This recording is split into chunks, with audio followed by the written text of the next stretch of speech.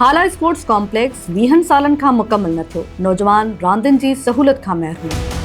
हिकु अहिड़ो मनसूबो जेको हाला जे नौजवाननि लाइ रांदियुनि जूं जदीद सहूलियतूं फ़राहम करण लाइ शुरू कयो वियो, पर लॻभॻि 2 ड॒हाकनि जो अरसो गुज़रण बावजूदि अॼु बि मुकमल न थी सघियो आहे।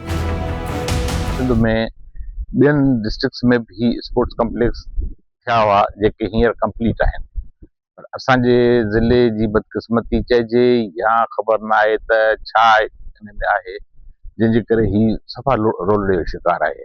हाला स्पोर्ट्स कॉम्प्लेक्स जंहिंजी तामीर नौजवाननि लाइ सेहतमंद सरगर्मियुनि जो मर्कज़ बणजण लाइ थियणी हुई, उहो सालनि खां नामुकम्मल हुजण सबबि इंतिज़ामी बेध्यानी जे सवालनि जे वर चढ़ियल आहे।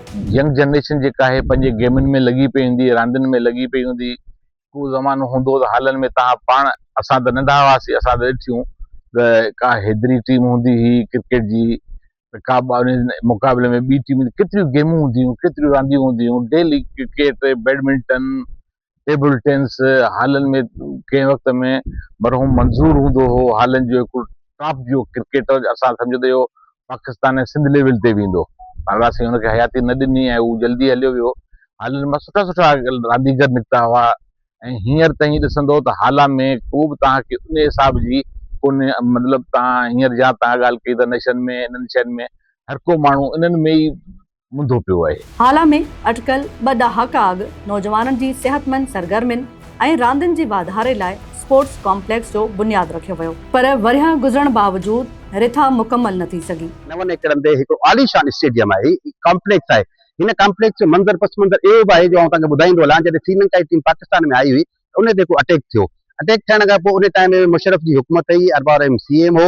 उनखे किन माण्हू सजेशन कयो त हैदराबाद खां हाला बिल्कुलु वेझो आहे, अगरि हैदराबाद में अगरि इंटरनेशनल क्रिकेट नथी थिए, को उन मयार नथो थिए, त हाला में हिकु सेंटर अहिड़ो आहे जेको इंटरनेशनल स्टेडियम ठाहियो वञे। ही इंटरनेशनल स्टेडियम जे मयार ते स्टेडियम ठहणो हो, पर बदकिस्मती सां 9 एकड़नि ते जेको स्टेडियम आहे, जंहिंखे तक़रीबन 20 खां 21 साल थी चुका आहिनि, फ़क़ति हिन बिल्डिंग ऐं चौधारी सवा हिते वारी वारा कारा कख आहिनि। रांदियुनि जूं मुनासिब सहूलियतूं न हुजण सबबि हाला ऐं भरपासे जे इलाइक़नि जा नौजवान मुख़्तलिफ़ रांदियुनि में पंहिंजी सलाहियतुनि खे उजागर करण लाइ घुर्बल सहूलियतुनि खां महरूम आहिनि। शहरनि जो चवणु आहे त हिकु तरफ़ नौजवाननि लाइ रांदियुनि जा मौक़िया महदूद आहिनि, त ॿिए तरफ़ रोलड़े जो शिकार स्पोर्ट्स कॉम्प्लेक्स संदन उम्मीदुनि ते सवाल बणियल आहे।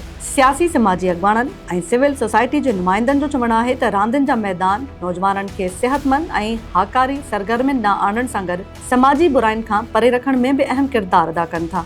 असांजो मक़सदु इहो कोन्हे त को असां हिते कंहिंखे क्रिटिसाइज़ कयूं, कंहिंखे कटेरे में बिहारियूं अचा, पर हिन जी मालिकी थियणु घुरिजे। मटियाई ज़िले में 2 अरब रुपया सब्सिडीअ जा रॉयल्टीअ जे गॾु सां किथे ख़र्च थियनि था। म्यूनिसिपल कमेटी खे साढा 3 करोड़ रुपया बजट मिली थो, किथे ख़र्च थिए थी। अगरि तव्हां हिननि शयुनि ते ख़र्च न कंदा तव्हां, सुठी ॻाल्हि आहे, तव्हां किथे पेवर ब्लॉक लॻाए ॾियो, नालियूं ठाराए ॾियो, स्ट्रीट लाइट ठाराए ॾियो, हिते छो नथा ठाराइनि। हिते इनिशियल स्टेज ते अगरि म्यूनिसिपल कमेटी जो चेयरमैन चाहे, उहो घणो कुझु करे सघे थो। सफ़ाई कराए सघनि था, ड्रेसिंग कराए सघनि था, लेवलिंग कराए सघनि था, सोलर लाइटूं सॼे शहर में लॻनि थियूं, त माण्हुनि हिते ख़बर पवंदी बाबा ही स्पोर्ट कॉम्प्लेक्स हाणे ट्रैक ते अची वियो आहे, वॉक करणु वञूं ऐं नौजवान अची क्रिकेट रहनि, त ही सभु कुझु थी सघे थो। अॻवाननि जो मुतालबो आहे त हाला नामुकमल स्पोर्ट्स कॉम्प्लेक्स खे तरजीही बुनियादनि ते मुकमल कयो वञे, त जीअं हाला ऐं भरपासे जे नौजवाननि लाइ रांदियुनि जा नवां मौक़िया पैदा थी सघनि ऐं हू पंहिंजी सलाहियतुनि खे उजागर करे सघनि। सूबाई वज़ीर मोहम्मद बख्श महर साहब सां मुलाक़ात थी, असां हिते प्रेस कॉन्फ्रेंस थी, असांजे 50,000 दस्तखत मौजूद आहिनि। असां ॾे हर ऑप्शन आहे। असां इख़लाक़ी, सियासी, समाजी लिख पढ़ कई आहे, उन जे सिलसिले में हीअ असांखे तमामु वॾी कामयाबी मिली आहे। असां गुज़िरियल महीने 31 जुलाई ते साईं मुराद अली शाह साहब आया भिटशा में, उते असांजे BOD मेंबरनि जवाहर लतीफ़ी साहब, उन्हनि खे हीअ दरख़्वास्त ॾिनी वई। उन खां पोइ CM साहब ई डायरेक्टिव कढिया आहिनि। डायरेक्टिव तव्हां शेयर कयां थो, तव्हां भले पंहिंजे वाइस चैनल ते रखिजो। CM साहब ऑर्डर करे छॾियो आहे। ही वॾी बदकिस्मती आहे, वॾी बदकिस्मती आहे।